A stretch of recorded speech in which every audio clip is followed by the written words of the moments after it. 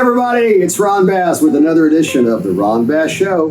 That's your source for inspiration, encouragement, motivation, and some other fun, interesting stuff that goes along the way. Okay, joining me today, as always, Mr. Brett Atterbury. Hello. Marketing guru, Hello. Mr. Producer. So some of you have reached out to me and had some comments and some questions, and we're going to get to that here in a little bit. I'm going to respond to everybody's requests. But on the short side, I would like to start off by talking about self. Self. You might ask me, what does that mean? Well, self-worth, self-esteem, self-image, self-confidence, self-respect. That's the top 5 selves. Why is this so important? Well, because without these items in your life, you're probably not going to do very good.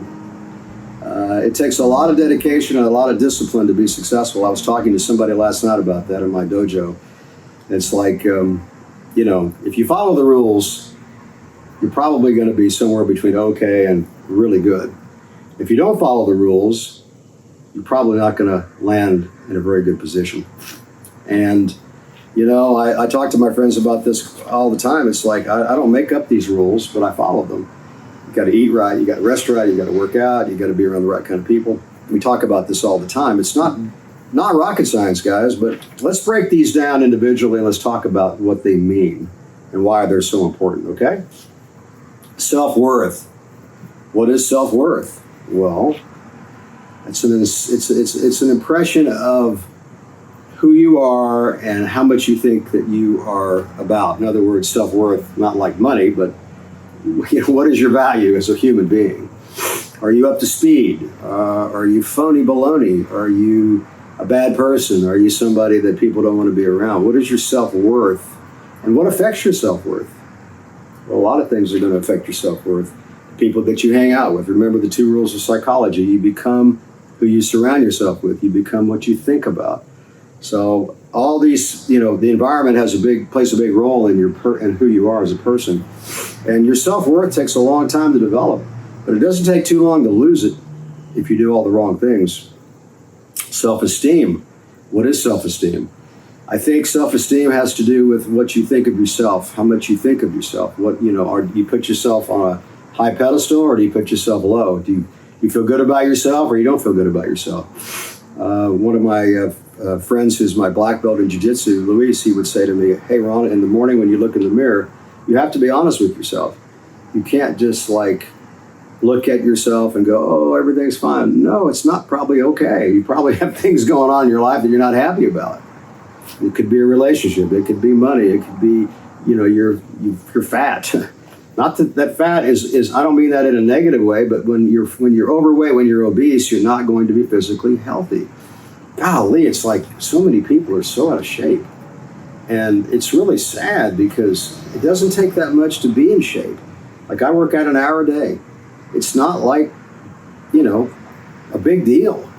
You go to the gym, you can do some cardio, you can do some weightlifting, you can do some walking, you can do some treadmill, some Stairmaster, you can lift some light weights, you can do push-ups and pull-ups and all these things. You don't have to go crazy. And what I've learned over the years is just to pace yourself.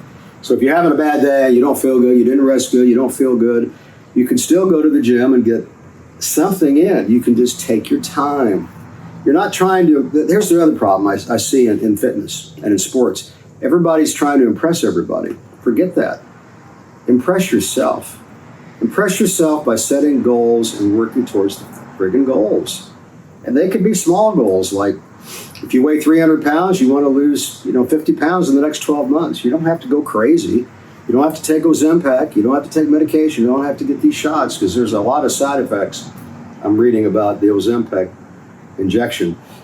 Everything from it affects your sexual life to your sex life to losing hair and having dry skin and kidney problems and blah, blah, blah, blah, blah, so forth and so on. A lot of people are going with these pills. And there's another pill called Wegovy or something starts with a W. It's similar. It's like a sister medication.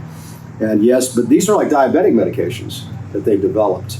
And now the side effect is to lose weight. Well, look, guys, You want to lose weight, just do it the old-fashioned way. Go to the gym. You don't have to diet that much. You can still eat. You'd be surprised what you can eat and still lose weight if you work out, because the body creates a different kind of metabolism. It kind of understands when you're trying to help yourself. It kind of goes into this mode where you just don't gain the weight anymore. You get rid of the calories from working out, and then your metabolism changes to where you get rid of more calories, and then your attitude about eating changes. It's like if you're working that hard to improve yourself, you really take a better care of yourself. You think things through before you start eating a lot. Like when I eat during the day, particularly, I just pace myself. If I'm really hungry, maybe I'll eat a banana or an apple, or I'll have a Coke, and it will calm the hunger down instead of like gorging on a big meal, right? And eating 1,000, 2,000 calories in the middle of the day. And then I find at night, it's the same kind. I get really hungry again, and I'll just have a snack. And then I kind of calm down again. So look, I'm not saying I'm a nutritionist by any means, but if it worked for me, it should work for you. People get it all wrong. They try to diet first and exercise second. No, you should exercise first, and then the dieting almost goes along with it. It's almost like it just happens naturally. I'm not saying this is perfect. I'm not saying everybody's going to do this and it's going to work, but I think on the average, it's going to work more than not work. Okay, so self-image. What is self-image? There again, it's what you perceive yourself to be as a human being. Am I a good person? Am I a bad person? Am I worthy of trying to become a leader and help other people and mentor other people? Or am I so full of crap that I'm a phony? I'm disingenuous and nobody wants to listen to me because, hell, I can't even keep my own life in order, right? So self-image. Do you think highly of yourself? And if you do, you won't take crap from people. If you do think highly of yourself, you won't be happy when your spouse cheats on you. I have a good friend of mine. She's gone through this with her husband several times where he cheats on her and she keeps taking him back. And I said, look, you can't do that because all you're doing is chipping away at your self-esteem and your self-image and your self-respect. Back to self again. Let's talk about self-respect. Same thing, guys. If you let people take advantage of you and hurt you and you keep going back to that trough, all you're doing is chipping away at the self-respect. And self-respect, really, in my opinion, is the number one thing that you have to think about every single day. If you think highly of yourself and you respect yourself, guess what? Other people are going to feel that and sense that, and they're going to treat you different, I promise you. And if you don't do that and you give in and you let people screw you around, I'm telling you, man, your success rate's going to drop to zero. So I'm not preaching. I'm telling you from my own experience. It's extremely important to not let people use you. And I see this all the time. You can't allow that, guys. I used to be that guy, and I had to learn the hard way.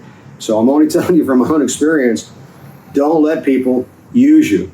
Were you going to say something? I was just going to say, that person, your friend, that the one that's cheating doesn't have any respect for her, doesn't care what she thinks, doesn't really deep down love and want to be with her, or he wouldn't do it at all. Excellent point, sir. So that is, for her to take him back, she believes that he loves her and that he really worships the ground she walks on. Yeah. No, Right. He wouldn't do it. He wouldn't do it, let alone do it again. He would be afraid he would lose her. He's not afraid he's going to lose her for two reasons. One, because she's allowed him to do it again. And if he does lose her, he doesn't seem to care because he keeps doing it. Yes. Now I will say this about men. Men are really bad when it comes to sex. Men like many partners, and women, in my opinion, are not quite that way. Although I've read studies that say that is not right. That women are just like men, except that women have more discipline and more respect for the relationship than the men do. But look, regardless of that, it doesn't matter. If you are married and you've got a girlfriend, boyfriend, and you cheat or they cheat on you, it is unacceptable. It's just unacceptable. You cannot accept it. If they do it to you once, they will do it to you again. You cannot accept that. The water is too muddy. That's my opinion. I'm sure some people are going to say yay, some people are going to say no, but I'm pretty sure I'm more right than I'm wrong when I say this. Okay, let's move on before people get mad at me for saying some of this stuff. One of our subscribers talked to me about joy. No, this wasn't a subscriber. This is something that I read about. The article went something like this: joy versus happiness.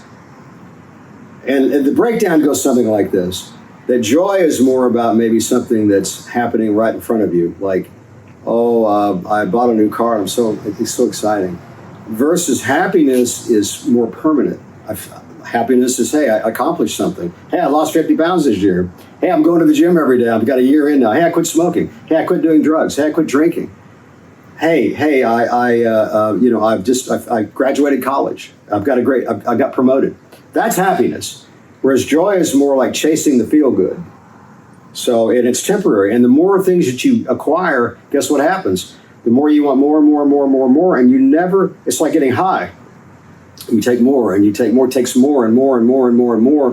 When I used to do cocaine years ago, hey, you can never get back to that original high that you had the first time, but you keep trying and trying and trying and trying. That's crazy. But real happiness is feeling good about yourself. Nobody can take that away from you guys. Nobody can take away personal accomplishment. That's yours to keep. I don't care who treats you bad. I don't care who talks behind your back. I don't care how much money you lost. Nobody can take that happiness away from you. That is yours. You own it. You deserved it. You earned it. That's why setting goals is so important. I set 2 goals every year. One's a personal goal and one is a financial goal. And I date it and sign it on the back of a business card. At the end of the year, if I have not accomplished that goal, I reset the date for 1 more year. Everything I've accomplished in my life since I was 26 years old is because of a business card, the back of a business card. I know it sounds crazy. We've talked about this before, but I bet it's true. it's really worn out. It's very Actually, I've had to replace it a few times. Okay. I don't know what I've done with those cards, but somewhere probably in my closet somewhere, in my desk drawer somewhere, I could find some of those original cards from all those years ago. Okay, so much for that idea. I'd like to talk about simple subjects, and I'd like to elaborate on them because I don't think people take the time to dig like this, but I find it very interesting to pick a topic and then dig into it a little bit and then visit about it. So anytime you guys want to comment back, do it like you do and like you always have been, and then we'll comment back to you. Okay, the Marine Corps have this creed, right? And I was talking to one of my coaches last night, and he's a Marine, was a Marine, he's still a Marine. And it's the Marine Corps creed is adapt, overcome, and improvise. And if you take that creed and apply it in real life, guys, there's no way you can lose. Adapt, overcome, and improvise. There's always a way to adjust, to reinvent. It is a lot, but the idea is that you can't. It's life. It's live. It's life. It's what life. Excuse me. Life. It's what happens to you every day, every week, every month, every year. Yes. And if you can't do those things, life will be hard because it comes at you with challenges and situations, and you have to come up with solutions, adapt, overcome, improvise. So a couple more terms might be to reinvent yourself, to adjust as you go, to learn to manage adversities, to manage difficulties, to manage challenges. I've almost got to the point in my life where I'm addicted to that sort of thing because I've had to overcome so many things in my career. I just almost fiend for the next challenge. And I think to myself, what's the worst case scenario? I always think about this because I want to prepare myself mentally. What's the worst case scenario that can happen to me in my life and in my business and in my health? And I walk through these ideas and I say to myself, okay, this could be the worst, this could be the worst, this could be and if that's the worst, you know what? I still think I can not be surprised if it happened and then somehow manage the uncomfortableness. That's how I play it out in my head every day, guys. I know it sounds a little bit bizarre, but it helps me to stay calm and collected all through my day. Does that make sense? Mm-hmm. I'm glad you agree with me. Not too many people do. I do. Okay, thank you. Okay, subscribers hit me up with some things, and I'm going to respond to it. This subscriber said to me, they couldn't get along with their father. And I'm going to kind of paraphrase this. I don't know exactly what they meant, but I think I kind of know what they meant. They couldn't get along with their father. And they spent a long time, dealing with their feelings, having bad feelings, trying to maybe come up with a way to work through it. And then the father passed. And now this person feels, remorse, and he feels even worse and having a hard time dealing with this uncomfortableness, right? So in my personal life, I can remember when I was young, not getting along with my parents, being rebellious, not thinking that they were, really on my side, because they were always trying to preach to me and encourage me to be a certain way that I didn't want to be, so on and so on. And I remember thinking, as they got older and to the point where I could tell they weren't going to live very much longer, I resigned myself to the idea I have to work this out. And I worked very, very hard at building a better relationship with my parents towards the end of their life. And so when they did pass, I felt like there was a much better understanding and we were getting along fine. They knew that I loved them. I felt they loved me, etc. However, in this case, the person died before they had the chance to work that out. That's a tough one, guys. I think probably you're going to have to really do some soul searching on this and recognize the fact that you can't go back. You can't change that. You can't talk to that person now. But the one thing you can do is reflect on your life and who you are as a person and try to understand why that didn't go well. And there's got to be some characteristics about yourself that maybe weren't comfortable. Maybe his wasn't comfortable. And you have to really dive into this and try to figure out what it is that went wrong and then work through that personally. So in the end, once you recognize that maybe it wasn't your fault at all, you're not going to have as much guilt feeling. If there was a period in there where you felt like you were doing something wrong and you deserved to have this feeling of guilt, you're going to have to work through that. You're going to have to be honest with yourself and say, hey, there's some things that I did that I shouldn't have done. I don't want to be that person anymore. I'm going to go forward. I'm going to do a better job. I'm going to be a better person. I'm going to pass it along. I'm going to do the right thing and be a mentor to many other people and try to make the right the wrong. It's not going to bring your father back. It's not going to make peace in your mind maybe for what happened, but I think it will at least give you some sense of relief to know that you've done something about it instead of just brooding about it. Does that make sense? So I'm not a psychologist, but that's my best armchair advice to you. Okay. Becoming a better person is really what it's all about, and helping people. Because now once you become accomplished, your role in life has to be to help other people. That's what we have to do, guys. We have to learn to improve our own lives and then start passing that along to others. That's our role. That's our role in life, in my opinion. Okay. Somebody talked about autoimmune diseases. Do you know anything about that? No. You don't? Well, I studied up about it a little bit, and I guess some of the symptoms might be shingles. Not really sure how that works. I guess the body turns on itself is what happens. And I guess it's genetic, maybe. I'm not real sure, but have you ever had shingles? Supposedly, I had a small dose of it, but I don't know if it was or wasn't. Well, I had shingles, and let me tell you something. It's not pleasant. Well, then I didn't have it. Okay. Because it wasn't. Let me tell you what it looks like. It looks like a rash. I had a little bit. And it feels like somebody has beat the hell out of you. Oh. Literally. Yeah. That wasn't me. Yeah, I had it on my chest and my back, and I never will forget I was traveling, which is interesting.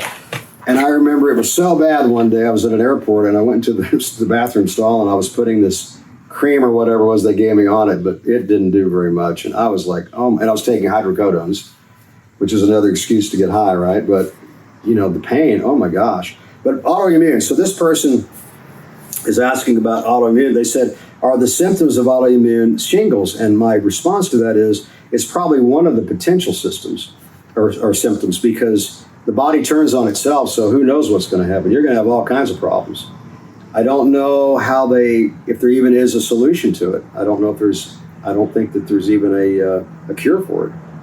If there is, maybe there's medications, et cetera, and I'm not really sure what that is. I know they offer, at a certain age, I know the doctors typically recommend a shingle shot. Oh, that's true. So there must be some support. There's some preventative, but they can't make it go away. They can just keep it at bay, because supposedly it's inside of you. And it's a mess. And so, yeah. The body's complicated, man. We don't know how lucky we are to be healthy. I mean, you can do everything right and still get cancer, still have a heart problem, still have autoimmune system problems. You can have you could get out of bed in the morning and fall. And I've read articles about 2 famous people that died recently from falling in the bathroom.